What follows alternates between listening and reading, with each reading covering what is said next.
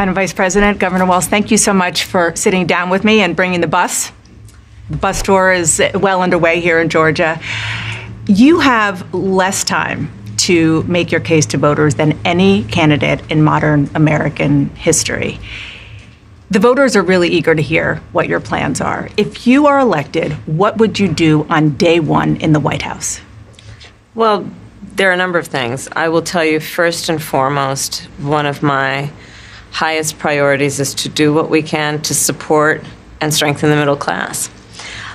When I look at the aspirations, the goals, the ambitions of the American people, I think that people are ready for a new way forward, in a way that generations of Americans have been fueled by hope and by optimism.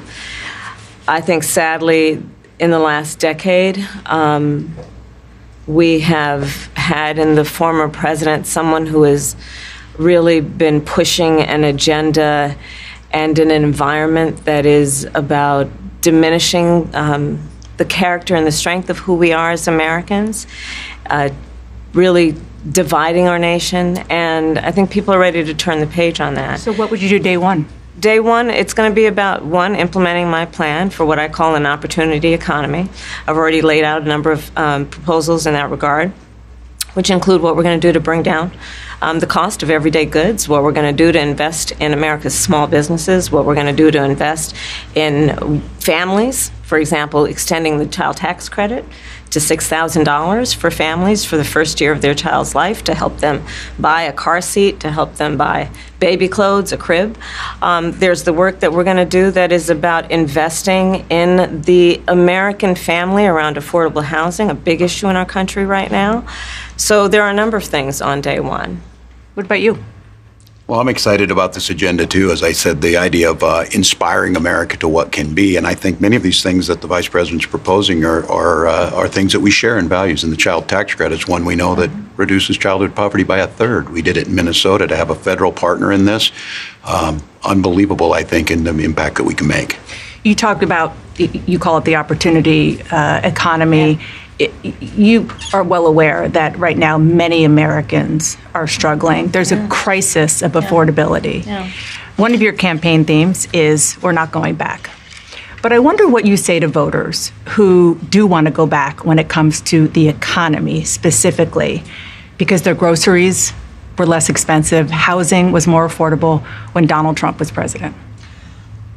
Well, let's start with the fact that when Joe Biden and I came in office, during the height of a pandemic, we saw over 10 million jobs were lost. People, I mean, literally, we were all tracking the numbers. Hundreds of people a day were dying because of COVID. The economy had crashed. In large part, all of that because of mismanagement by Donald Trump of that crisis. When we came in, our highest priority was to do what we could to rescue America, and today we know that we have inflation at under 3%. A lot of our policies have led to the reality that America recovered faster than any wealthy nation around the world. But you are right. Prices, in particular for groceries, are still too high. The American people know it, I know it. Which is why my agenda includes what we need to do to bring down the price of groceries. For example, dealing with an issue like price gouging. What we need to do to extend the child tax credit to help young families be able to take care of their children in their most formative years. What we need to do to bring down the cost of housing.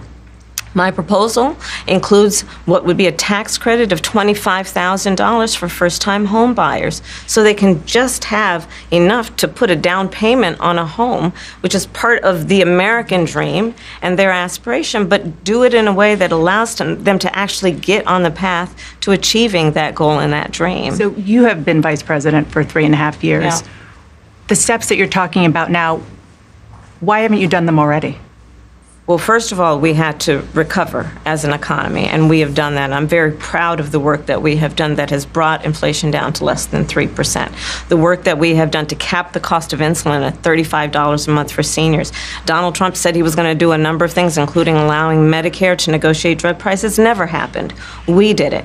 So now, as I travel in the state of Georgia and around our country, the number of seniors that have benefited. I was in Nevada recently, a grandmother who showed me her receipts.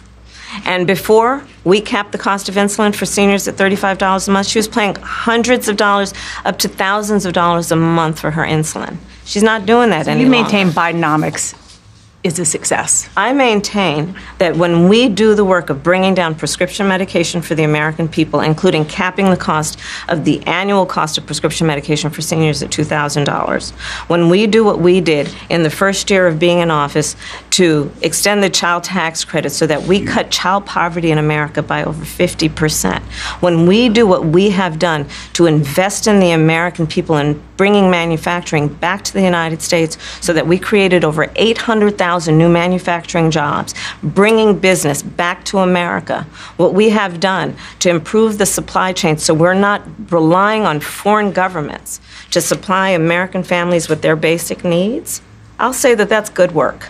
There's more to do, but that's good work. I want to get some clarity on where you stand on some key policy issues. Energy is a big one. When you were in Congress, you supported the Green New Deal. And in 2019, you said, quote, "There is no question I'm in favor of banning fracking." Fracking, as you know, is a pretty big issue, particularly in your must-win state of Pennsylvania. Sure. Do you still want to ban fracking? No, and I made that clear on the debate stage in 2020, that I would not ban fracking. As vice president, I did not ban fracking. As president, I will not ban fracking. In 2019, I believe, at a town hall, you said you were asked, would you commit to implementing a federal ban on fracking on your first day in office? And you said, there's no question I'm in favor of banning fracking. So yes. So it changed in that campaign? In 2020, I made very clear where I stand. We are in 2024, and I've not changed that position, nor will I going forward. I kept my word, and I will keep my word. What made you change that position at the time? Well, let's be clear. My values have not changed. I believe it is very important that we take seriously what we must do to guard against what is a clear crisis in terms of the climate.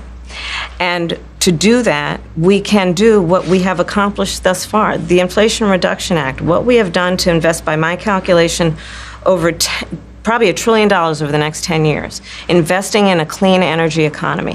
What we've already done, creating over 300,000 new clean energy jobs. That tells me, from my experience as vice president, we can do it without banning fracking. In fact, Dana, I cast the tie-breaking vote that actually increased leases for fracking as vice president. So I'm very clear about where I stand. And was there some policy or scientific data that you saw that you said, oh, okay, I get it now? What I have seen is that we can grow and we can increase a thriving clean energy economy without banning fracking.